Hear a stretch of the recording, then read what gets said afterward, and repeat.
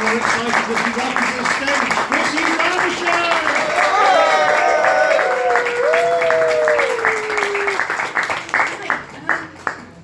A couple of things you need to know about me before we start. First, just to give you a very quick idea of the kind of person you're dealing with here, I recently put both of my hands in the bin in a public bathroom because I thought it was a Dyson Airblade. So that's where I am. Second, you might look at me and think that I look like a kind of anime librarian or a troublingly erotic CBeebies presenter, Miss Hooley from Balamory, but she's recently divorced and very aware that the clock is ticking. You might think that, and it's more complicated than that, but you're close enough. Okay, you're close enough. No, actually, in my life, I've worn many hats. I've worn many coats, I've worn many pants. And I've worn the same 3 comfortable bras on a cycle. Not on a cycle, but you know, cyclically. That's humour. You can expect more of that. I've understood the assignment. Now, what I mean, of course, is that in my life I've fulfilled many different roles. Now, you might think because of that clever bit of misdirection earlier that I'm about to start talking about bread rolls. And full disclosure, I did think about it, but I decided in the end that's lazy. That's just lazy comedy, isn't it? We're better than that. Also, we all know narratively where this is going, right? We all know that I'm building up to some material about having a varied career trajectory. And no disrespect to you as an audience, but I feel like we've already lost quite a lot of time on that due to you getting distracted. So if you could just stop getting sidetracked by things like bicycles and bread, just pay attention. It's almost like you, not me, but you. Again, not me, but you are riddled with ADHD. I couldn't relate to that at all, of course. Chrissy, neurotypical Derbyshire, they call me when they're lying. No, of course, what I mean, actually, is that in my life, I have done lots of different things for money. And the fact that I've settled on my career being telling little jokes should give you an idea of how viable a prospect I was in the employment market. Not very. I've done loads of things though. I worked in a sports shop, which for a person who can name 2 sports, football and robot wars, the best of ideas. I've worked in loads of shops. I've done loads of admin jobs as well. Admin, a thing that I look perfect for and am shit at. But I have done loads of admin jobs. I've also been a ghost tour guide. I have been a film and TV extra.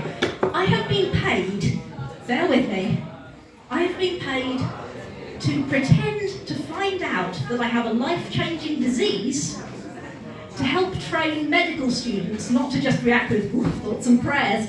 Someone gets paid to do that. Sometimes it's me. I've also had lots of jobs online, as many of us do these days. One of my online jobs wasn't too bad.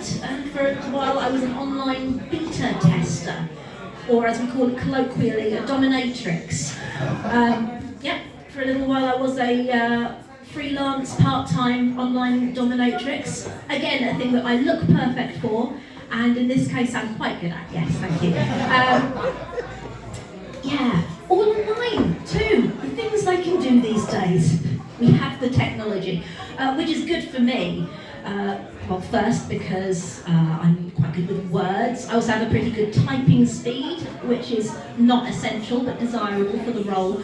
And also because, you know, in real life, I've usually got crisps in my hair.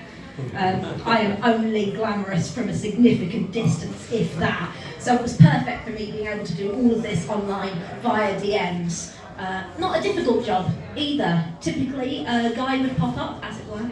A guy would pop up and he'd say something along the lines of, "Oh mistress, what are you wearing?" And I would answer him, of course, Little Mermaid pyjama top and fuzzy leggings. And then I went to go, ha ha ha, laugh at my own little joke, press backspace lots of times because I'm old, and then type instead, "None of your business," little man. And then he'd just transfer me 20 quid and show me a picture of his willy.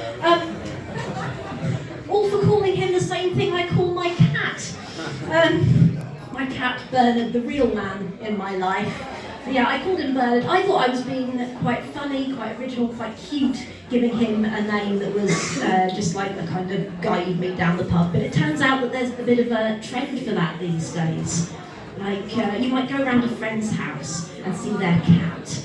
And it's a perfect, clear, blue-eyed ragdoll cat. It's gorgeous, it's sumptuous, it's all lush fur and deep purrs. It looks like the kind of thing that someone might wear, you know, if they were awful. You find yourself producing open tins of salmon that you didn't even have on your person to begin with. Your body's just producing them like a biological imperative brought on by how beautiful this cat is. And it's got a little glint of evil in its eye that you know that you'd die for it. You'd kill for it. And you say, my God, what a stunning cat. And your friend says, yeah, that's Ian. He's a dickhead. Dogs, on the other hand, dogs are treated like gods in this country. And, you know, fair play from a spelling perspective, not a big leap. Also fair play, you know, because dogs are lovely, aren't they? Even as a cat person, I can understand why dogs are so loved in this country. But sometimes you'll go around a friend's house and you'll see their dog. Or at least you've been reliably informed that it's a dog. If you didn't know better, you might think it was a very old, dirty, threadbare hand puppet that's been turned inside out. Or an octopus that's been dropped on a sticky rug. It looks like it's been long dead, it's been buried, dug up again. It smells like that too, but unaccountably it's still moving. It's either got no eyes or too many eyes, depending on which angle you look at it at. You can't tell what part of it is which. You think you see its tongue lolling about, but then it puts weight on it. That's its leg. It looks like if it threw up, and that's a small if. If it threw up, you might accidentally leave the vomit, scrape up the dog. That's what it looks like. But you, because you're British and you're polite, of course you say, oh, what a lovely dog. And your friend says, I know. This is Angel. He's a Shih Tzu pug Doberman cross. He's the most beautiful thing in my life. At that point, you can kind of get where they're coming from, because you've seen photos of their baby. You've been absolutely brilliant. I, unfortunately, have been Chrissy Derbyshire. Thank you. Sorry, please ignore me. I wasn't here.